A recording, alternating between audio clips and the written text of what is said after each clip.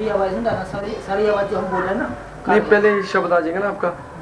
शब्द हम बोलेंगे तभी शुरुआत करें। हाँ जी। ज्योति ले ली आपने? हाँ, ज्योति ले ली सबसे पहले। हाँ ठीक है। अब ज्योति तो लेनी थी सबसे पहले। ज्योति नहीं लेना, ये हवन कुंडल ले लेना। अभी हमारी आवाज बिल्कुल कट निकालने में बोल रहा हूँ। जब मैं मंत्र उच्चारण करूँगा उससे शुरुआत हो जाएगी। सारा कुछ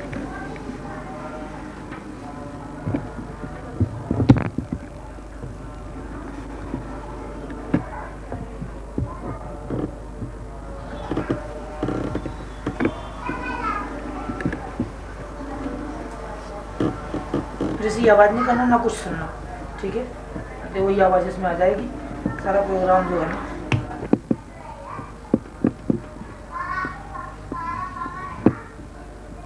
अपन थोड़ा मिक्सिंग करके दिखा देता हूँ आपको।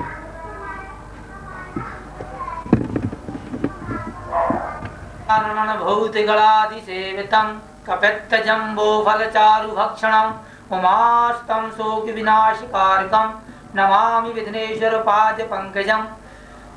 हे गोविंद माधव कृष्ण हरि नारायणम दामोदरम जगन्नाथ वासुदेव वेद माता सावित्री आजन सरस्वती महालक्ष्मी ब्रह्मा शंकर शिव शंभो ईश्वर महेश्वरम सूरज गणेश स्कंद गौरी भागीरथी और शिवजी।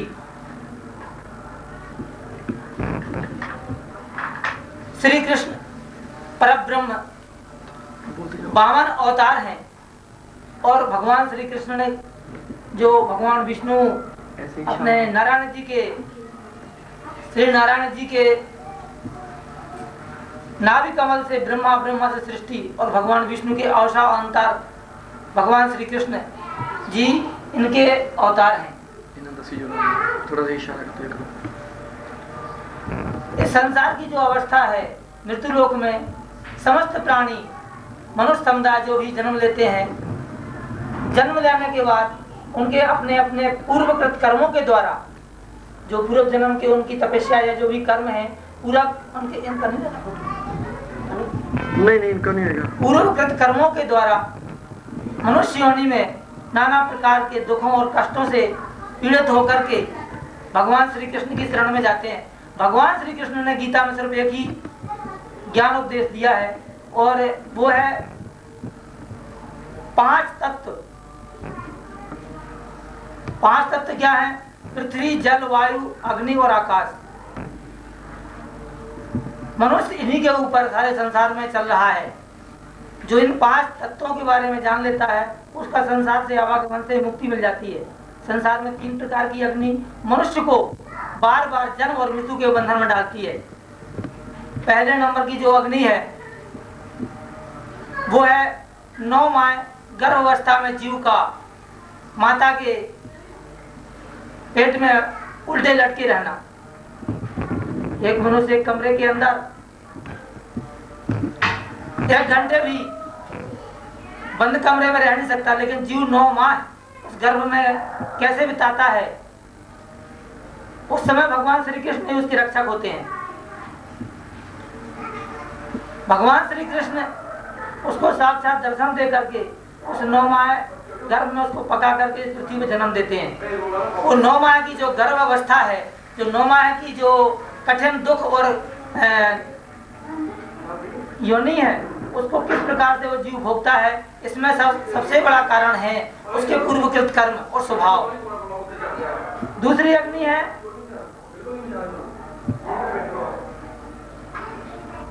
संसार में जब मनुष्य जन्म लेता है, जन्म लेने के बाद से उसको अग्नि शुरू हो जाती है।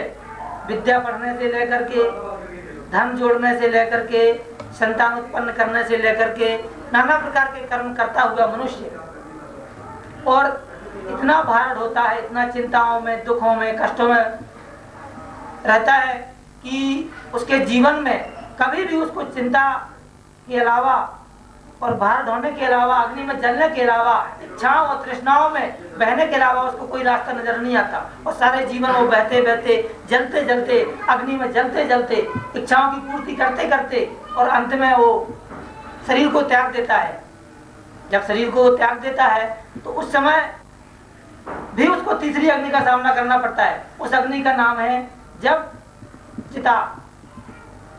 चिता में प्रवेश तभी होता है जब उसका पुत्र या कोई अन्य संबंधीगण उसको अग्नि लगाते हैं। 3 प्रकार की अग्नि से जब मुक्त होता है तब वह मनुष्य अपनी मनुष्य योनि को प्राप्त कर्म भोग करके फिर उसको दूसरी योनि में जन्म लेना पड़ता है। जैसे उसके कर्म होंगे, जैसा उसका स्वभाव होगा, जैसे उसके विचार और उसकी भावनाएं होगी, उसी भावना के अनुरूप उसको जन्म मिलता है। मनुष्य इस संसार में जब जन्म लेता है, लेकिन वो वहां पर गर्भ अवस्था में भगवान श्री कृष्ण को या भगवान विष्णु को, जो भी संसार में प्रकृति के जो मालिक है हमारे 24 अवतार हिंदू धर्म में या अन्य जो भी मुस्लिम धर्म में या पंजाबी धर्म में या ईसाई धर्म में जो भी अवतार हैं, उस अवतार के मुताबिक वो मनुष्य नाना प्रकार के कष्टों को भुगतने के बाद भगवान की इच्छा के अनुसार और अपने कर्मों और भावना के अनुसार वो दूसरी योनि में प्रवेश करता है। मनुष्य इतना भागता है कि उसको भागने के अलावा कोई रास्ता नजर नहीं आता, भावनाओं में बहता रहता है। जैसे नदी चलती है और चलती चली जाती है, लेकिन उसका कोई अंत नहीं होता है, वो जाकर के महासागर में मिल जाती है। मनुष्य अधर्म करता है, अत्याचार करता है, उसमें सबसे बड़ा कारण है उस मनुष्य की पूर्व जन्म के कर्मों द्वारा उसके मनुष्य योनि में या अन्य योनियों में जो प्राप्त होती हैं, उसके स्वभाव ब्रह्मा द्वारा दिया गया, सृष्टि में ब्रह्मा द्वारा दिया गया मनुष्य का जो जन्म है, वो पूर्वोक्त कर्मों के द्वारा मनुष्य सब कुछ अपने भाग में लिखा के लाता है, लेकिन उसको विश्वास नहीं होता। वह मनुष्य बार बार अधर्म करता है, अत्याचार करता है, अन्याय करता है, हत्याएं करता है, मर्डर करता है और अन्य दूषित कर्म करता है जो उसको जीवन में करना नहीं चाहिए। वो कर्म क्या है, वो क्यों करता है ऐसे कर्म? क्योंकि उसको अज्ञानता का पर्दा, मोह का पर्दा बहुत बुरी तरह उसके आंखों में छाया रहता है। जब जिस योनि में वो जन्म लेता है, चाहे वो पशु योनि हो, चाहे गाय योनि हो, चाहे मनुष्य योनि हो, चाहे जीव पतंगा योनि हो, किसी भी योनि में जन्म लेता है, उसके पहले उसके पूर्वकृत कर्म उसके भाग्य में लिखे जाते हैं। नहीं तो किसी भी गाय के, किसी भी और अन्य जानवरों के या अन्य मनुष्यों के बच्चे जब पैदा होते हैं, उसके पहले उसकी माँ के स्तन में दूध नहीं आता। जब वो पैदा होता है तभी उसके माँ के स्तन में दूध आता है और तभी उसकी जमीन पर उसके पैर लगते ही, जमीन पर वो बालक जन्मते ही उसकी माँ के स्तनों में दूध का बहाव आ जाता है और माँ के स्तनों से दूध की धारा निकलने लग जाती है। उसके पहले चाहे गाय का, चाहे अन्य जानवरों का या मनुष्य का, किसी का भी स्तन काटो तो माँ के स्तन से ब्लड ही निकलेगा, दूध नहीं निकल सकता। इसका मतलब है ब्रह्मा ने सृष्टि में मनुष्य जन्म देने के पहले या किसी जीव को जन्म देने के पहले उसका कर्म, उसका भाग्य सब कुछ लिख रखा है, तभी तो माँ के स्तनों से दूध निकलना शुरू हो जाता है। और माँ के बाद बच्चा उसको गिफ्ट में मिलता है। परमात्मा सृष्टि स्थित जो ब्रह्मा है, जो पालन करने वाला विष्णु है, जो संहार करने वाला रुद्र है, ये तीनों अपने अपने कर्मों के अनुसार सभी मनुष्यों का, सभी जीव समुदायों का पालन पोषण करते हैं, लेकिन मनुष्य विश्वास नहीं करता। उसको गिफ्ट में, गॉड गिफ्ट में, परमात्मा के गिफ्ट में, श्री कृष्ण की कृपा से उसको यही माँ मिलती है जन्म लेते ही, यही उसको पिता मिलता है, यही उसको भाई मिलते हैं इसी पृथ्वी पर, यही उसको बहनें मिलती हैं और यहीं पर उसको सारा संसार का हर वातावरण, हर वायु शोषित करने को, ऑक्सीजन लेने को, क्योंकि प्राण वायु के बिना वो जीव जिंदा नहीं रह सकता। प्राण वायु उसको यही मिलती है। उसको कपड़े, अन्न, दूध, फल, सब्जियां, हर प्रकार की वस्तुओं से पृथ्वी पर मिलती हैं। वो कुछ भी लेके नहीं आता माँ के गर्भ से, सब कुछ उसको यहाँ गॉड गिफ्ट मिलता है, परमात्मा की शक्ति सब कुछ मिलता है, लेकिन वो मनुष्य विश्वास नहीं करता और इसके बाद वो भागने चला जाता है वस्तुओं के मोह में, नाशवान वस्तुओं के मोह में। जिन वस्तुओं के लिए उसने दावा किया है, भगवान को वचन दिया है, क्या वचन दिया है कि 9 मास रहो जब गर्भ गुहा, तब ही प्रभु से यह सोह किया, मैं बाहर हुआ हरि भगत बनूं, यह कारण तो ही उबार दिया। सुछत्र कलम में भूल गए, यह कारण जीव बनो दुखिया, कवि तुलसीदास विचार कहें, भज राम सिया भज राम सिया। तो यहाँ क्या करता है, वो भागना शुरू कर देता है वस्तुओं के मोह में। मारुति, कार, बंगला, चाहे वो अत्याचार से ही क्यों ना मिले, अन्याय से क्यों ही ना मिले, दुर्गुणों से क्यों ही ना मिले, वो उसको खींचने में लगा रहता है। किसके मोह में? अपने बच्चों के लिए, अपनी पत्नी के लिए, अपने माँ बाप के लिए, अपनी भाई बहनों के लिए, जबकि उसको सब कुछ गिफ्ट में मिला हुआ है। इस पृथ्वी पर सब कुछ भगवान श्री विष्णु की कृपा से, ब्रह्मा की कृपा से, शिव की कृपा से उसको वायु भी, जल भी, अग्नि भी, पृथ्वी में चलने को सब पदार्थ उसको पृथ्वी पे गिफ्ट मिले हुए हैं। हर चीज वो कर्म करेगा उसको मिलेगा। लेकिन कहीं पर उसकी पत्नी भी है, कहीं पर उसके बच्चे भी हैं, और जो उसको नौकरी मिली इसी पृथ्वी पे मिली, जो भी उसको कर्म करने को मिला इसी पृथ्वी पे मिला, जो भी धन मिला उसी पृथ्वी पे कमाया, आयु मिली इसी पृथ्वी पे मिली। लेकिन वो भागता चला जाता है, भागता चला जाता है। किसके लिए? बच्चों के लिए, पत्नी के लिए, माँ के लिए, भाई बहनों के लिए, अपने इज्जत के लिए, सम्मान के लिए। क्या करता है? धर्म करता है। जबकि जो बच्चा जन्म लेता है वो अपनी तपस्या लेकर आता है। पुत्र कुपुत्र तो का धन संचय, पुत्र सुपुत्र तो का धन संचय। यदि कुपुत्र पुत्र पैदा हो गया तो रखी हुई संपत्ति को स्वयं ही नष्ट कर डालता है। सुपुत्र पुत्र पैदा हो गया तो संपत्ति को खुद ही कमा करके पिता का नाम रोशन कर देगा, परिवार का, समाज का और देश का नाम रोशन कर देगा। लेकिन मनुष्य, हर मनुष्य अंधों की तरह व्यवहार कर रहा है, भाग रहा है भेड़ की तरह। भगवान विष्णु बोलते हैं, श्री कृष्ण परब्रह्म बोलते हैं, मत भागो, उसकी तपस्या है, तुम्हारे घर में जन्म लिया। तुम ऐसे कर्म मत करो कि पुत्र ने तपस्या की, पत्नी ने तपस्या की, तुम्हारे पुत्र बन गए और तुम उनके लिए जमीन, मकान, धन, वाहन, घोड़ा, मारुतियां इकट्ठी करती फिरो, और लास्ट में तुम्हारा दी एंड होने पर कुत्ता, गधा, 84 लाख योनियों में जाओ। एक सत्य है, इस पर कोई विश्वास करे या ना करे, जो जैसा करता है उसको वैसा भरना पड़ता है। क्यों क्यों करना पड़ता है ऐसा? क्योंकि जो बुरे कर्म किए हैं उसका भरता, भोक्ता, साक्षी, महेश्वर सब जीवात्मा ही है। उस मनुष्य को ही भोगना पड़ेगा। पुत्रों को जो भी संपत्ति है, जो भी सम्मान या जो भी धन ऐश्वर्य मिलेगा उसको वो खुद भोग करेंगे, उनकी तपस्या का फल है। लेकिन तुम कुत्ता गधा बनते फिरो, 84 लाख योनि बढ़ते फिरो, अन्य प्रकार के दुखों से युक्त मनुष्य जीवन में मनुष्य का अपना कर्म है। नहीं तो धर्मराज के पास जो जाएगा, धर्मराज के पास जो जाएगा, कोई भी जीवधारी, कोई भी मनुष्य अपने कर्मानुसार परम पिता से प्यार नहीं, शुद्ध रहे व्यवहार नहीं, इसीलिए तो आज देख लो सुखी कोई परिवार नहीं। सूरज चांद सितारों का ये बिजली घर बना हुआ, कोई खंबा, कोई तार नहीं, खड़ी कोई दीवार नहीं, वहां रिश्वत की सरकार नहीं। धर्मराज के यहाँ रिश्वत नहीं चलती। यहाँ 1 लाख रुपए दे दोगे, 2 लाख रुपए दे दोगे, 50 लाख रुपए दे दोगे, मजिस्ट्रेट भी खरीद लोगे, पुलिस भी खरीद लोगे, गुंडे भी इकट्ठे कर लोगे, गवाही भी दे लोगे। वहां रिश्वत नहीं चलती, कर्मानुसार। नहीं तो गधा जो योनि में जन्म लिया है, जो कुत्ता की योनि में जन्म लिया है, वो भी मरेगा, उसका भी दी एंड होगा, उसका भी अंत आएगा और हमारा सबका अंत आएगा।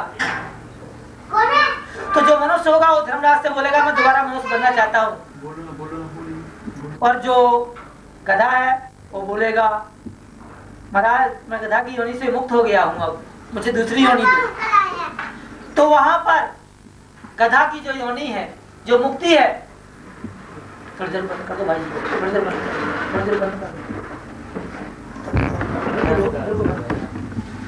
गधा जब धर्मराज से पूछेगा कि भगवान मैं गधा की योनि भुगत के आया, मेरे को दोबारा गधा क्यों बना रहे, उस समय धर्मराज उसको दोबारा गधा की योनि में नहीं डालेगा। तो मनुष्य, कोई भी मनुष्य, प्रत्येक मनुष्य जो संसार में पैदा हुआ है अपने कर्मानुसार 83 लाख योनि में जाता है। गधा का भी नंबर चेंज होगा, जैसे बस का पहिया है, चेंजिंग होता रहता है। सूर्य का दिन में 3 बार जन्म होता है, सुबह बालापन, दोपहर में जवानी और शाम के समय अस्त जाते हैं, बुढ़ापा आ जाता है। मनुष्य की भी 3 योनियां हैं, बालापन, जवानी और बुढ़ापा। अब मनुष्य को यह समझना है, प्रत्येक मनुष्य को यह ज्ञान लेना है कि हम किस प्रकार के मनुष्य हैं। मानव प्रकार के हैं कि दानव प्रकार के हैं कि देवता प्रकार के हैं कि ईश्वरीय प्रकार के हैं। मानव प्रकार के वे हैं जो तुम्हारे पास स्त्री पुत्र धन संपत्ति ऐश्वर्य आनंद है, तुम उसका भोग करो, और मैं गरीब हूँ, लाचार हूँ, परेशान हूँ, दुखी हूँ, दरिद्री हूँ, मैं अपना भोग भोगूं, ना तुम मेरे को कष्ट दो ना मैं आपको कष्ट दूंगा। इसको बोलते हैं मानव प्रकार के। ऐसे मनुष्य संसार में हैं। दानव प्रकार के वे हैं, दूसरे की स्त्री, दूसरे का धन, दूसरे का ऐश्वर्य और दूसरे का वस्तुएं छीन कर ले लेना, छल से, कपट से, दंभ से, दोष से, पाखंड से, अनाचार से, व्यभिचार से, मर्डर करके, हत्या करके। ऐसे दानव प्रकार के मनुष्य होते हैं, वो भी संसार में हैं, जैसे रावण थे। इसके बाद होते हैं देवता प्रकार के। देवता प्रकार के वे हैं जैसे भगवान राम थे। भगवान राम कैसे थे? जो तेरा धन संपत्ति और पुत्र पत्नी तेरे पास जो भी है, संपत्ति जो तूने कमाई है संसार में, नाशवान संसार में जो भी वस्तुएं तूने कमाई है उसको तू अपने पास रख। लेकिन जब तेरा बुरा वक्त आ जाता है तो जो मेरे पास संपत्ति है, बल है, ऐश्वर्य है, आनंद है, धन है, उसको भी ले जा, तेरा भी, मेरा भी, तेरा है। ऐसे भगवान राम थे, वो देवता प्रकार के थे। एक चौथे प्रकार के होते हैं, वो भी मनुष्य संसार में है। तेरा है ना मेरा है, चिड़िया रहन बसेरा है। ये संसार कैसा है? जैसे चिड़िया घोंसला बना के रहती है और एक दिन उड़ जाती है। ये संसार किसी का नहीं है, ये संसार नाशवान है। यहाँ आत्मा का ज्ञान है, आत्म संबंधी ज्ञान पे चलो, कर्म करो, तुम्हें सब मिलेगा। ब्रह्मा ने सृष्टि में हर वस्तु मनुष्य को दी है। नंगा आया था, माँ बाप दिए, भाई बहन दिए, स्त्री पुत्र दिए, जमीन जगह दी, नौकरी दी, व्यवसाय दिया, जवानी दी, सुंदरता थी, मधुरता थी, खूबसूरती थी, और फिर नंगा करके यहीं से भेज दिया, जाओ कपड़े उतार दो। कपड़े उतार दिए, नंगा करके जला भी दिया, तो क्या बचा? शेष आत्मा। उसी आत्मा के बारे में बड़ा ज्ञान है। वो आत्म तत्व क्या है जो श्री कृष्ण ने गीता में लिखा है? वो आत्म तत्व है क्या? उसको लोग क्यों नहीं समझते? क्यों उसके उस पर चलते नहीं है? क्यों उस बात को स्वीकार नहीं करते? लोग बोलते कलयुग आ गया, एक दूसरे को देख करके भाग रहे। गलत जगह में जाना है तुम्हें, मत जाओ, मत भागो, भेड़ की तरह मत भागो, वापस लौटो, वापस लौटो। जम्मू जाना है, ट्रेन तुमने गलत पकड़ रखी है, भोपाल वाली ट्रेन में तुम बैठ रहे हो, ये दिल्ली साइड को जाएगी, ये जम्मू नहीं जाएगी, वापस मुड़ के आ जाओ, पठानकोट में उतर जाओ, पता लग गया तुम्हें। अधर्म के रास्ते पे मत जाओ, मत जाओ। बार बार चिल्ला रहा हूँ, बार बार आवाज दे रहा हूँ, बार बार प्रार्थना कर रहा हूँ, हे कृष्ण इनको बचाओ। ये अज्ञानी है, मूर्ख है, अंधे हो चुके हैं, ज्ञान का हरण हो चुका है। माया रूपी नागिन ने इनको डस लिया है और ये माया में विलग होकर के 84 लाख योनि की तरफ भागने को जा रही है। ना कोई हिंदू है, ना कोई मुसलमान है, ना कोई सिख है, ना कोई ईसाई है। ना हिंदू बनो, ना मुसलमान बनो, सबसे पहले इंसान बनो। तुम्हारे अंदर इंसानियत नहीं है, दया नाम की चीज नहीं है। घृणा करते हो, ईर्ष्या करते हो, अपने ब्लड को काला कर रहे हो, जहरीला कर रहे हो। संतान कैसे पैदा होगी? जहरीली होगी, बुढ़ापे में नाना प्रकार का दुख देगी। जैसा तुम ब्लड करोगे वैसा हो जाएगा। यदि तुम अच्छा ब्लड करोगे, सुच्चा खाओगे, सुच्चा पहनोगे, सच्चे कर्म करोगे, दया, प्रेम, सहानुभूति, आनंद में रहोगे, तो आप सूखी रोटी भी खाओगे जो ब्रह्मा ने दी है, उसमें भी आनंद के भागी बनोगे। लेकिन नहीं, तुम सूखी खाने वाले नहीं हो, तुम्हें गीली में भी संतोष नहीं है, तुम तो भागने वाले हो। भागो, कब तक भागोगे? जिस दिन मनुष्य का जन्म होता है मृत्यु उसी दिन उस मनुष्य को लग जाती है। बच्चे का बर्थडे मनाते हैं, 5 साल का हो गया, 5 साल उसकी मृत्यु, 5 साल उसकी आयु कम हो गई, उसकी आयु घटती जाती है, मनुष्य बढ़ता जाता है। एक बालक था, बड़ा ज्ञानी पैदा हुआ, उसको संसार का सब चीज का ज्ञान था, बड़ा नॉलेजमेंट था, बड़ा पूरे जन्म कुछ याद भी था। उसने बोला जो यहाँ पैदा होता है उसको यहाँ मृत्यु लोक में मरना पड़ता है, ये निश्चित है, अटल सत्य है। नासवान संसार में जब मनुष्य प्राणी पैदा होते हैं तो उनको इस संसार से विदा होना ही पड़ता है। उसने भागना शुरू किया, भागते भागते एक अंधेरे कुएं में गिर जाता है। अंधेरे कुएं में गिर जाता है लेकिन पूरा नहीं गिरता है, लटक के रह जाता है। वहां एक लकड़ी पड़ी हुई थी कुएं में, उसको हम बोलते हैं पाट, जिससे रस्सी खींच करके पानी निकालते हैं, वो पाट, वो पत्थर की भी होती है और लकड़ी की भी होती है। उसको पकड़ के लटक के रह जाता है। नीचे देखा तो एक अजगर बैठा हुआ है। अजगर करे ना चाकरी, पंछी करे ना काम, और दास मलुका कह गए सबके दाता राम। संयोगवश अजगर उसमें गिर गया था, लेकिन परमात्मा उसको भी वहां भोजन दे रहा है।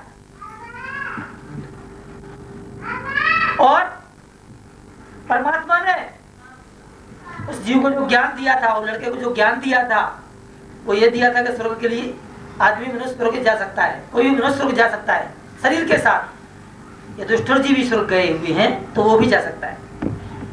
भागते भागते कुएं में गिर गया था।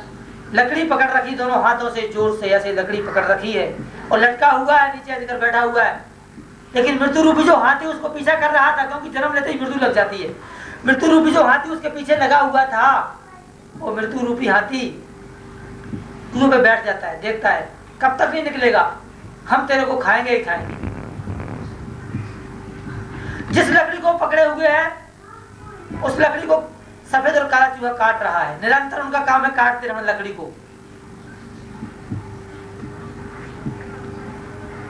और लकड़ी कटने लग जाती है और मनुष्य इधर उधर देखता है कि लकड़ी भी कट रही है, अब क्या करूं। नीचे अजगर बैठा है, ऊपर हाथी बैठा है, मृत्यु रूपी हाथी जो हमें डस लेगा, खा लेगा, चबा जाएगा। ऊपर देखता है तो एक पेड़ लगा हुआ है पीपल का, उसमें शहद का छत्ता लगा हुआ है।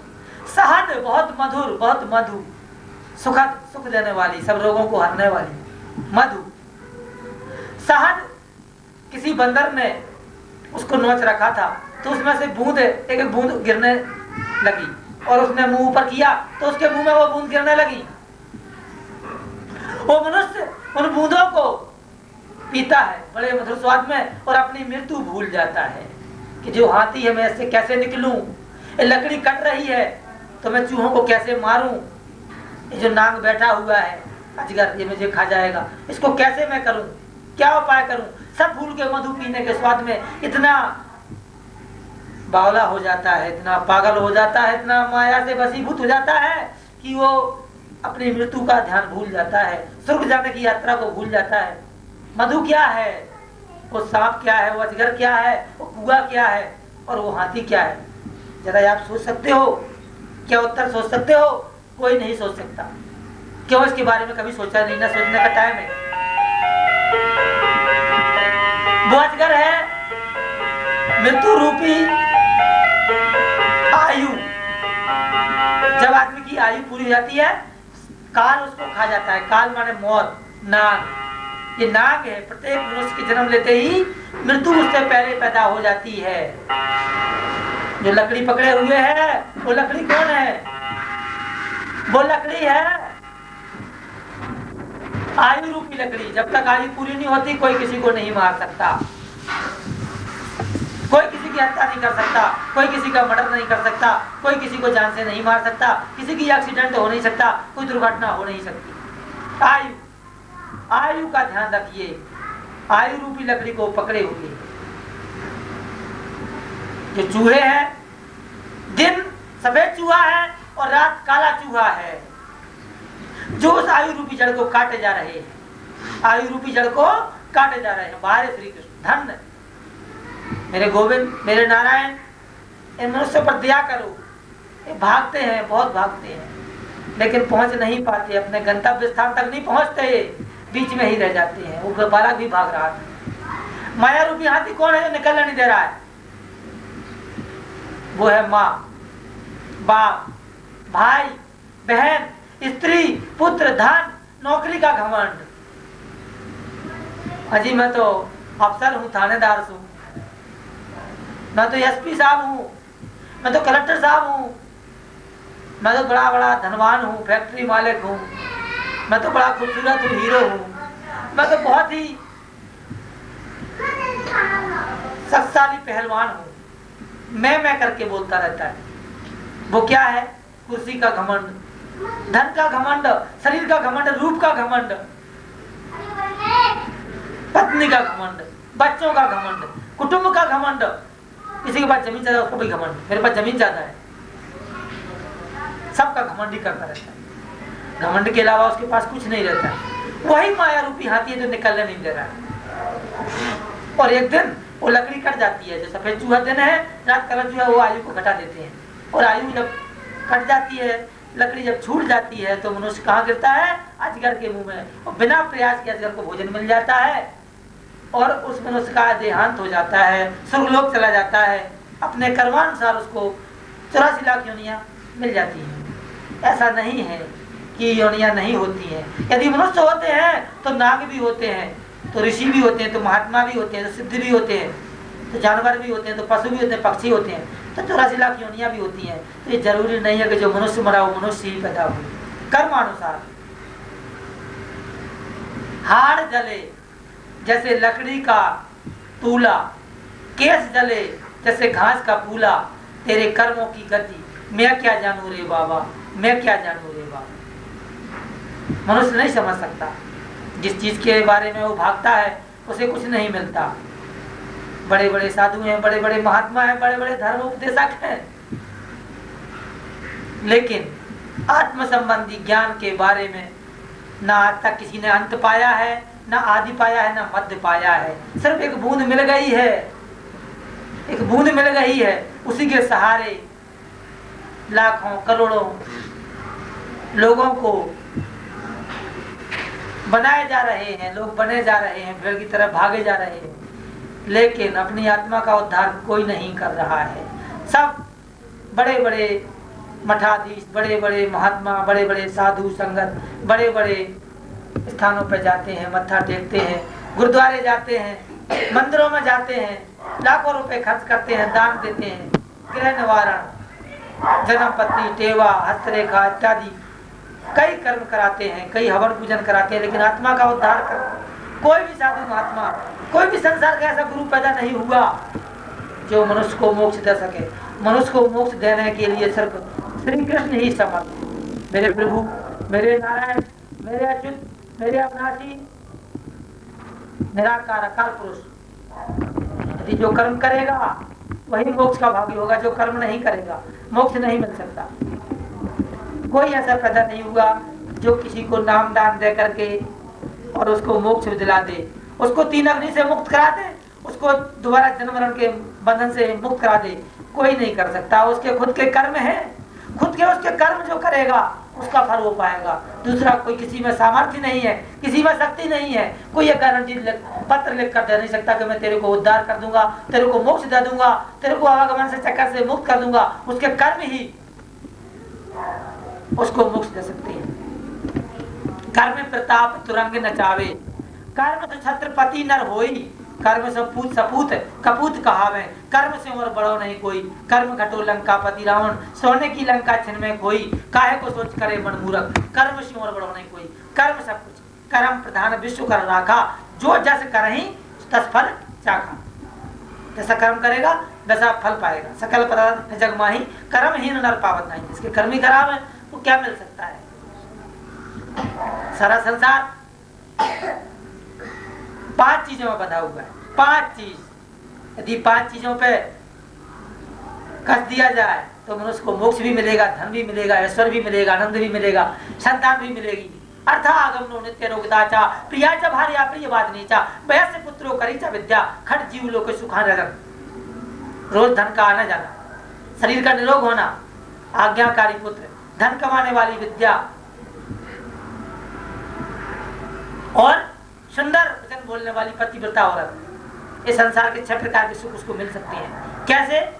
धर्मेण हनन्ते व्याधि, धर्मेण हनन्ते ग्रहा, धर्मेण हनन्ते शत्रु। ये तो धर्म अतुर्या, जितना वो धर्म करेगा उतना उसको विजय मिलेगी। धर्म है क्या? अभी धर्म के बारे में भी सुनो ना, धर्म है क्या? कर्म ही धर्म है। यदि हम दूषित कर्म करते हैं तो दान देने का कोई भी फल नहीं मिल सकता। वहां रिश्वत नहीं चलती, मैंने पहले ही बोला, रिश्वत की सरकार नहीं। कर्म काटे नहीं जा सकते हैं, फल जरूर मिलेगा जैसा करोगे। कर्म भी कई प्रकार के हैं, कर्म, अकर्म और विकर्म और सत्कर्म। अब 5 चीज कौन सी है जिससे मोक्ष मिलेगा, वो भी बताइए। तो श्री कृष्ण ने बोला हुआ है, पृथ्वी जल वायु अग्नि और आकाश। अर्जुन ने जब अपने गुरु का वध करना चाहा, देखा दोनों सेना के मध्य में खड़े हो गए। अभी संस्कृत में आपको नहीं बोलूंगा, कई हिंदी भाषी है, इस संस्कृत में प्रवचन करूंगा, आपको कुछ ज्ञान की बातें बताऊंगा जिसके माध्यम से आप संसार में चलते हुए धन संपत्ति है स्वर्ग सुख हो सको। संस्कृत नहीं समझ सकते, संस्कृत बड़ी गूढ़ है। हिंदी बोलूंगा, हिंदी भाषी हूं। श्री कृष्ण ने मेरा नाम ही ऐसा रखा है, मेरे शरीर का नाम। मैं तो कुछ हूं नहीं। ये माथा है, ये नासिका है, ये दांत है, ये जीभ है, ये गला है, ये आंखें हैं, ये कान है, ये बाल है, ये अंगुलियां हैं, ये हृदय है, नाभि, पैर। जैसे प्याज छीलते हो, प्याज छीलने के बाद पूरे छिलके को निकालते जाओ, कहीं गुठली नहीं मिलती। इसी तरह मनुष्य का पूरा शरीर धोड़ लो, कहीं उसको धनवान, रूपवान, ज्ञानी, महात्मा, मैं राष्ट्रपति हूँ, मैं प्रधानमंत्री हूँ, मैं कलेक्टर हूँ, मैं अफसर हूँ, मैं गरीब हूँ, मैं अमीर हूँ, मैं दुखी हूँ, कहीं नहीं लिखा रहता। क्या लिखा रहता है वहां? सिर्फ जीवात्मा और आत्मा और परमात्मा, 3 चीज लिखी रहती है। श्री कृष्ण के दर्शन मेरे को हुए, कोई यकीन नहीं करेगा, कोई विश्वास नहीं कर सकता।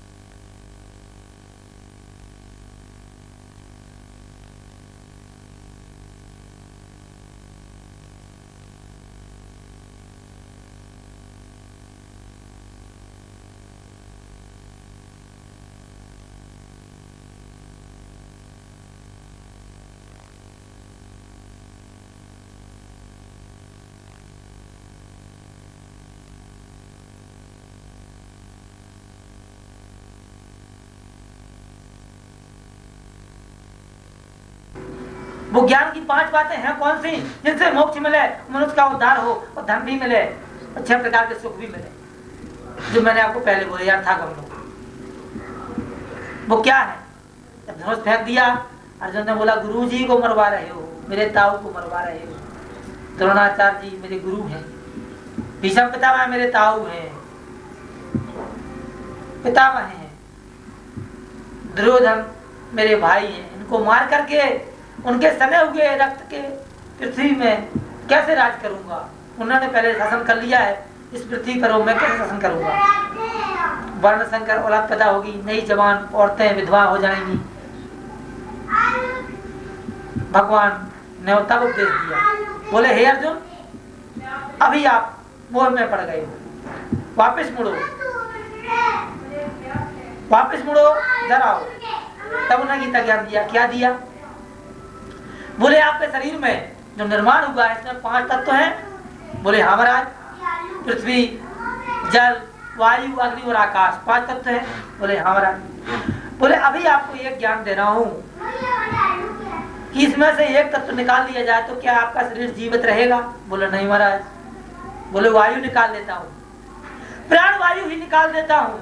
यदि प्राण वायु ही निकाल दी तो बचा क्या? शरीर जर्जर हो जाता है, सड़ जाता है, गल जाता है। पड़ोसी लोग, समाज के लोग, गांव के लोग, शहर के लोग उसको मुर्दा बोल देते हैं। बोले हवा निकल गई, श्वास नहीं आ रही है, वापस करो इसको, वापस भेज दो, मुर्दे को जला दो। बोले महाराज इसका क्या मतलब? बोले तुम्हारे अंदर है? बोले हाँ महाराज, प्राणवायु है। यदि वायु ना हो तो मैं बोलूं कैसे, बात कैसे करूं, प्राण का संचार कैसे हो, कर्म कैसे करूं? बोले श्री कृष्ण ने बोला, बोले जब वायु चलती है, देखा होगा आपने, बहुत तगड़ा तूफान आता है, बहुत सारे गांव के गांव, शहर के शहर नष्ट हो जाते हैं तूफान में, बहुत से पशु पक्षी मर जाते हैं। तो क्या हवा को या वायु को आप पापी बोलोगे? बोले नहीं महाराज, कैसे बोलेंगे? तो समदर्शी है, पापी भी लेगा उस हवा को तब भी जाएगी, पुण्यात्मा भी लेगा तब भी जाएगी। चाहे वो गंध स्थान हो चाहे दुर्गंध स्थान हो, हर जगह वायु विद्यमान है। वायु का काम है, भगवान विष्णु ने काम सौंपा है, वायु सर्वत्र विद्यते। पृथ्वी आकाश के बीच में वायु सर्वत्र विद्यमान है, यानी जल के भीतर भी वायु है। देख लीजिए आप, सृष्टि का कितना बड़ा कार्य है, भगवान विष्णु श्री कृष्ण का कितना बड़ा कार्य सौंपा हुआ है, यानी वायु अपना काम कर रही है। यदि पापी आदमी ने कल कश्मीर में उग्रवाद फैला है या आसाम बंगाल कहीं भी उग्रवाद फैला है, वो भी तो श्वास ले रहा होगा उग्रवादी।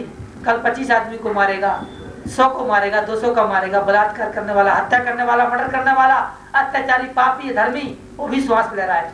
वायु क्या वहां गुम नहीं हो सकती? लेकिन नहीं, आर्डर मिला हुआ है, वायु सर्वत्र विद्यते, हवा सब जगह, ऑक्सीजन हर जगह मिलेगी। आपको बोला आपके अंदर है? बोले हाँ। तो आप पापी क्यों नहीं बोलते वायु को? बोले महाराज वो तो पापी वो पुण्यात्मा समय बराबर स्नेह करती है वायु तो, चाहे कोई हत्या करे, चाहे मर्डर करे, चाहे अच्छा करे, चाहे बुरा करे, चाहे धर्मात्मा भी उस परमात्मा का नाम ले, या यज्ञ करे, या हवन करे, या जाप करे, या प्रवचन करे, वायु उसको भी मिलेगी तो पापी को भी मिलेगी। पाप वायु की दृष्टि में कोई मनुष्य पापी नहीं है, जैसा करेगा वैसा भरेगा, अपना अपना कर्म रूपी घड़ा है। कर्म रूपी घड़ा कैसा है? किसी जीवधारी का कर्म रूपी घड़ा इतना तगड़ा है, 50 लीटर पानी आता है, किसी का 1 लीटर पानी आता है, किसी का 100 ग्राम पानी आता है। चाहे नल में कहीं से भी भरो, कुआं से भरो, तालाब से भरो, समुद्र से भरो, अमेरिका चले जाओ, विदेश चले जाओ, इंग्लैंड चले जाओ, पाकिस्तान चले जाओ, इंडिया में रहो, जितना तुम्हारे कर्म रूपी घड़े में ब्रह्मा ने लिख दिया उतना ही मिलेगा, उससे अधिक मिल नहीं सकता। प्रयास करते रहो, कर्म करो, लेकिन मिलेगा उतना ही जितना लिख दिया, उससे अधिक नहीं मिल सकता। अब क्या करते हैं मनुष्य? कर्म रूपी घड़े को पटक रहे हैं, दूसरे के माथे में मार रहे हैं, समुद्र को भरने जा रहे हैं। धापो कोट हजार लो, रहो लक्ष्मी पास, बिना दिए रघुनाथ के मिले न तुलसीदास। तुम हजारों कोस भी भागो, देखो मजदूर आते हैं, पंजाब भी आते हैं, बिहार के लोग, मध्य प्रदेश, छत्तीसगढ़ के लोग, लेकिन यहाँ भी गरीबी का ही सामना करना पड़ता है। तुम कहीं भी जाओ, तुम्हारे साथ तुम्हारा भाग्य, तुम्हारा कर्म तुम्हारे साथ जाएगा, तुम्हारे साथ साथ जाएगा। वो कहीं भी तुमसे विलग नहीं हो सकता, तुम्हारे साथ साथ तुम्हारे कर्म जाएंगे। कर्म रूपी घड़ा तुम्हारे साथ है। धनवान बनना, सुंदर बनना, बस सूरत बनना, अल्पायु में मर जाना, दीर्घायु प्राप्त कर देना, ये सब चीज ब्रह्मा के हाथ में थी। आपने जो कर्म किए थे उसका आप फल भुगत रहे हो। तो वायु कर्म रूपी घड़े के मुताबिक किसी से वो नहीं करती, वो उसका सबसे प्यार है, समदर्शी है वो, इसलिए पापी नहीं है। तो बोला तुम्हारे अंदर वायु? बोला हाँ। अर्जुन बोले हाँ मेरे अंदर वायु है। तो बोले तुमको कोई पाप नहीं लगेगा, मारो। बोले पृथ्वी तुम्हारे अंदर है? पृथ्वी? बोले हाँ। पृथ्वी तत्व भी मेरे अंदर है। श्री कृष्ण से बोले अर्जुन पृथ्वी का तत्व भी मेरे अंदर है। कभी कभी भूकंप आता है, गुजरात में आया, उड़ीसा में आया और अन्य देशों में आता रहता है। समाचार टीवी चैनल आप देख सकते हो कहां कहां भूकंप आया। तो पृथ्वी तत्व जब आता है तो कितने पशु, मनुष्य, जानवर, पक्षी, कितने लोग, सब सृष्टि खत्म हो जाती है। तो क्या पृथ्वी को आप पापी बोलोगे? नहीं बोल सकते, क्योंकि पृथ्वी चाहे पापी चले चाहे पुण्य चले बराबर भोजन देती है, बराबर पानी देती है, बराबर। ये नहीं कि पापी आदमी चले तो पृथ्वी फट जाएगी तो पापी उसमें धस जाएगा तो मर जाएगा, ऐसा नहीं है। पृथ्वी की दृष्टि सब पर बराबर है, उसके सारे बच्चे बराबर हैं, उसकी दृष्टि में सारे पापी पुण्यात्मा बराबर है। ये नहीं कि वहां महात्मा बैठा हो, तपस्वी बैठा हो और भूकंप आए तो महात्मा जी बच जाए और जो पापी हो मर जाए, ऐसा नहीं करती पृथ्वी। पृथ्वी की दृष्टि में सभी आदमी फल खा सकते हैं, सभी पृथ्वी पे चल सकते हैं। हम पृथ्वी पे क्या करते हैं? मलमूत्र त्यागते हैं, पृथ्वी को खोदते हैं, पृथ्वी के पैर भी नहीं छूते। पृथ्वी हमको क्या देती है? फल, फूल, सुगंधित तेल, कपड़े, लत्ते, हर वस्तु पृथ्वी पे चलती है। पृथ्वी पर हर मनुष्य चल सकता है, हर वस्तु की इच्छा की पूर्ति पृथ्वी पे होती है। तुम्हारे अंदर पृथ्वी है? अर्जुन बोले हाँ। बोले तुम भी समदर्शी हो, कोई पापी नहीं होता। तुमने किसी का आदत अंजों का वध किया है, हत्यारे लोगों का, अन्यायी लोगों का वध किया है, कौरवों का, करना है तुम्हें, करना ही पड़ेगा और करते ही रहोगे जब तक तुम धर्म का स्थापना नहीं करोगे, धर्म का विनाश नहीं करोगे, तब तक तुमको ये तुम्हारा जन्म हुआ इसीलिए हुआ है। फिर बोले अग्नि? बोले अग्नि तुम्हारे अंदर है? बोले हाँ हमारा। बोले कभी कभी आग लग जाती है बड़ी बड़ी बिल्डिंगों में, बड़े बड़े पंडालों में, कई जगह पर अग्निकांड भी हो, जंगलों में कई समारोह में अग्नि लग जाती है, बच्चे, मनुष्य, जानवर, पशु पक्षी मर जाते हैं। क्या अग्नि को आप पापी बोलोगे? नहीं बोल सकते, क्योंकि अग्नि समदर्शी है। जैसे पृथ्वी समदर्शी है, वायु समदर्शी है, इसी तरह अग्नि भी समदर्शी है। पापी आदमी भी रोटी बनाएगा अग्नि से तो अग्नि बुझ नहीं जाएगी, बोलेगी मैं लुप्त नहीं हो सकती, क्योंकि विष्णु का आर्डर है कि आप पृथ्वी पर रहो। चाहे अग्नि में आप होम करो, हवन करो, चाहे अग्नि में आप मुर्दा डाल दो, मुर्दा वो भी जल जाएगा। चाहे अग्नि में आप जिंदा आदमी को डाल दो वो भी जल जाएगा। चाहे अग्नि में आप जानवरों को डाल दो वो भी जल जाएंगे। अग्नि में चाहे आप हवन कर दो वो भी जल जाएगा। चाहे पापी भी अग्नि से रोटी बनाएगा हो तब भी अग्नि विद्यमान रहेगी। पुण्यात्मा भी हवन करेगा, पूजा करेगा, पाठ करेगा, अग्नि को मानेगा, तब भी अग्नि साथ देगी। तो कहने का मतलब यह है, तात्पर्य यह है कि अग्नि भी समदर्शी है। आपके अंदर भी अर्जुन अग्नि है क्या? श्री कृष्ण बोले अर्जुन हाँ महाराज मेरे अंदर अग्नि है। बोले आप समदर्शी हो, आपको कोई पाप नहीं है कौरवों को मानने का। ये धर्मी है, आदताई है, अन्यायी है, दुष्ट है, इनका संहार करो। फिर बोले एक चीज और रह गई है। बोले क्या? पृथ्वी हो गया, वायु हो गया, अग्नि हो गया। बोला वरुण देव, जल देवता भी आपके अंदर है। बोले हाँ महाराज पानी भी है। 75% जल है, केवल कितने? थोड़ी 25%, 30% के करीब थल है। बोले शरीर में भी पानी की मात्रा ज्यादा है। अभी जब जल बाढ़ आती है, बाढ़ आई थी, पहले भी बाढ़ आई थी, अभी कुछ दिन पहले सुनामी लहरों में पूरा उड़ीसा, पूरा समुद्र साइड में, मद्रास साइड में, जो भी इलाके में सुनामी लहरों ने कई सिटी, कई शहर, कई गांव ले लिए हैं। पानी का ही कहर हुआ है, पानी ने कहर ढा दिया। तुम्हारे अंदर क्या पानी है? बोले हाँ। बोले देखो पानी को पापी बोल सकते? बोले नहीं, क्योंकि पापी आदमी मर्डर करेगा, हत्या करेगा, हाथ धोएगा तो पानी ये नहीं बोलेगा कि तुमने मर्डर किया है, हत्या की है, तो तू हाथ धोएगा तो तेरा फ्रूट मिट जाएगा, वो धो देता है। कितना भी आप गंदे हो, कूड़े कबाड़ में भी आपकी गंदगी लगी हो शरीर में, कपड़ों में, जल के पास जाओगे, नहाओगे, धोगे, सब जाओगे। तो जल को ब्रह्म देवता को ऑर्डर है, विष्णु का,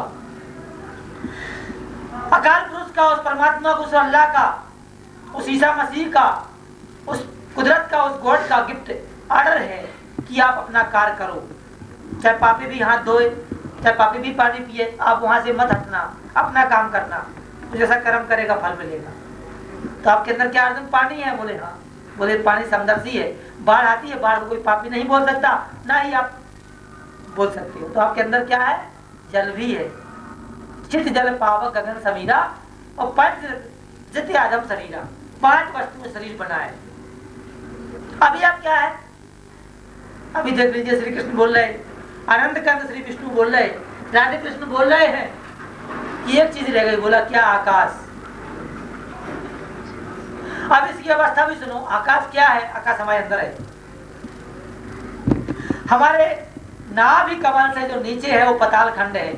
7 लोक हैं, पताल लोक, तलातल, महातल, रसातल, अतल, वितल, सुतल, इत्यादि 7 लोग नीचे हैं हमारे नाभि कमल के नीचे। उसके ऊपर है, नाभि कमल से ऊपर क्या है? गोलोक, तपलोक, विष्णु लोक, गले से ऊपर है ब्रह्मलोक, नासिका से ऊपर है सचखंड, जहां के जाने के बाद दोबारा आना नहीं पड़ता, दोबारा उसको इस पृथ्वी पे आना ही नहीं पड़ता, उसको बोलते हैं सचखंड। तो बोले आकाश आपके पास है? बोले हाँ महाराज। आकाश को देखा होगा, जब कभी ओले बरसते हैं, पानी बरसता है, वायु, ओले गिरते हैं, पत्थर गिरते हैं, गड़े गिरते हैं, तो कितने लोग मर जाते हैं, बिजली कड़कती है, आकाश में शब्द होता है। तो आपके अंदर आकाश है? बोले हाँ। बोले आकाश के नीचे सर्वत्र विद्यते, आकाश के अंदर वायु से विद्यमान है, तुम्हारे भी? बोले हाँ। बोले 5 चीज आपके अंदर है? बोले हाँ। बोले जब इनको पाप नहीं लगता तुमको भी पाप नहीं लगेगा, तुम्हारी भी चीजें यही रह जाएंगी। पृथ्वी का तो पृथ्वी मिल जाएगा, आकाश का आकाश में, वायु का वायु में, अग्नि का अग्नि में, जल का जल में, तुम्हारे पास क्या बचा? बोले महाराज आत्मा और जीवात्मा, बुद्धि और 10 इंद्रिया बची। बोले इसका भी उपाय बताता हूँ, इसका भी उपाय सुनो। अर्जुन को पूरा ज्ञानी बना दिया, इतना ज्ञानी बना दिया कि वो खुद भगवान विष्णु ही का ही स्वरूप में स्थित हो गया। पांडवा नाम धनंजय 10वां अध्याय में बोला है अहम आत्मा गुणा केशा सर्वभूता सहस्ता, लेकिन विशेष रूप से बोला है, विशेष रूप से बोला है कि हे अर्जुन, पांडवों में साक्षात अर्जुन मैं ही हूँ। संस्कृत शब्द है वो, पांडवा नाम धनंजय। अब क्या है, श्री कृष्ण क्या बोलते हैं कि पांडवा नाम धनंजय, मैं तुम्ही हूँ। अर्जुन को फिर दिया है उपदेश किस चीज का, तब यह हो गया। तो बोला 10 इंद्रियां, 11वां मन, 12वां बुद्धि और 13वां स्थान किसका होता है? आत्मा का। 14वां स्थान किसका होता है? परमात्मा का। जब 13वां अध्याय का ज्ञान हो जाएगा, 14वें अध्याय में आपको परमात्मा से मिलना होगा। अब इंद्रियां क्या है, इंद्रियों के बारे में भी जरा गीता पढ़ते हैं बहुत मनुष्य, बहुत घोर अध्ययन करते हैं। हर एक मनुष्य गीता अध्ययन करता है, लेकिन गीता का अध्ययन करने से कोई मनुष्य ज्ञानी नहीं बन जाता जब तक कि उसको मनन ना करो, चिंतन ना करो, उसका अभ्यास ना करो, उसको अपने हृदय में मत लगाओ, तब तक क्या है, गीता के बारे में आप समझ नहीं सकते गीता है क्या। गीता का मतलब है त्यागी, संसार में रहते हो मोक्ष को प्राप्त कर लेना, ठीक गीता है। वो 5 चीजें कौन सी है? रस रूप गंध शब्द और स्पर्श, वो 5 चीजें ये, रस रूप गंध शब्द और स्पर्श, ये 5 चीजें हैं जो मोक्ष दिलाएंगी।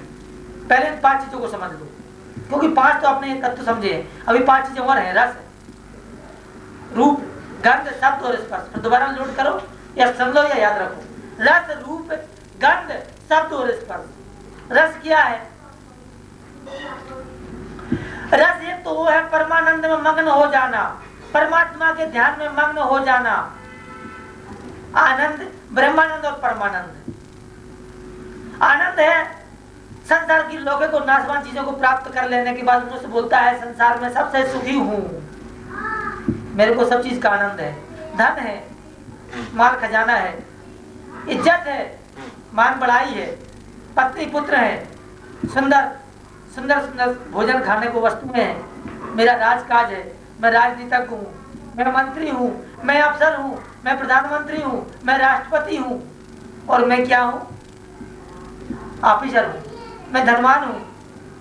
वो बोलता है मैं आनंद में मगन हूँ, लेकिन नहीं, अभी आप नाशवान चीजों में भटक रहे हो। जो आपको आनंद मिल रहा है वो क्षणिक नाशवान आनंद है। जिसको आप प्राप्त कर रहे हो वो 2 मिनट का ही आनंद है। जैसे आप सोते हो, सोते में कोई आदमी सपने में राजा बन जाता है, या उसको कोई कलेक्टर या कोई एसपी या कोई डीआईजी आईजी या डीजी की पदवी मिल जाती है। इसी तरह से वो अपने आप को बहुत खूबसूरत समझता है। चमड़े को देख करके, गोरी चमड़ी देख करके, खूबसूरती देख करके, अपने आंख नाक नक्शों को देख करके पागल और वो भटकता रहता है और लोगों पर शासन करता है। क्योंकि लोग तो मूढ़ हैं, मनुष्य तो मूर्ख हो चुके हैं।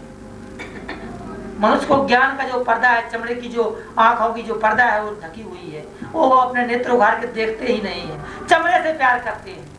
कोई गोरे के पीछे भाग रहा है, कोई काले के पीछे भाग रहा है, कोई सुंदरता के पीछे भाग रहा है। आत्मा की सुंदरता के पास जाइए, निष्कपट निर्लेप निर्भय, उसके पास जाइए। नाशवान चीजों का आनंद क्षणिक मात्र का है। तो ये है आनंद। अभी क्या है? ब्रह्मानंद। जो आप ज्ञान सुन रहे हो श्री कृष्ण निर्मोही से, परमात्मा श्री कृष्ण से, मैं परमात्मा नहीं हूं।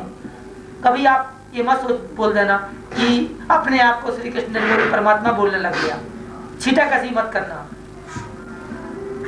निंदा चुगली बुराई मत करना। जो मेरी आत्मा है, दिव्य है, जो आवाज निकल रही है, इसी से मैं बोल रहा हूँ, ये श्री कृष्ण है। मैं तो एक नाशवान शरीर हूँ, मेरे शरीर को नष्ट होना है। मेरी आत्मा परमात्मा में विद्यमान है 24 घंटे, कोई उसे अलग नहीं कर सकता। जन्म से यह सब पैदा हुआ। अभी क्या है? श्री कृष्ण क्या बोल रहे हैं कि ब्रह्मानंद, ब्रह्मानंद है। जो उपदेश सुन रहे हो आप किसी भी संत महात्मा से, उस समय आप आनंद में मगन हो जाते हो। श्री कृष्ण निर्मोही भर से नहीं। श्री कृष्ण निर्मोही तुच्छ है, एक बूंद पानी समुद्र में से निकाल लिया, वो है श्री कृष्ण निर्मोही। जो ज्ञान श्री कृष्ण दे रहे वही है। मैं कोई वेद शास्त्रों का ज्ञाता नहीं हूँ, मैंने कोई वेद शास्त्र नहीं पढ़े, मैंने किसी दूसरे संत महात्मा का उपदेश नहीं सुना, और ना ही उनका उपदेश की मैं नकल करता। जो पैदा होता जा रहा है, जो श्री कृष्ण दे रहा है वही बताऊंगा। इच्छा है सुनो, नहीं तो अपना अपना रास्ता है, अपने अपने कर्म में लग जाओ। धन कमाओ, भाग जाओ, धन कमाओ, पुत्रों के पास जाओ, नौकरी करो, व्यवसाय करो, जहां तुम्हें जाना है वहां जाओ। श्री कृष्ण निर्मोही का प्रवचन मत सुनो। श्री कृष्ण निर्मोही की आत्मा बोल रही है, शरीर नहीं बोल रहा। शरीर तो मैंने पहले ही नष्ट कर डाला, कुछ नहीं बचा इस शरीर में।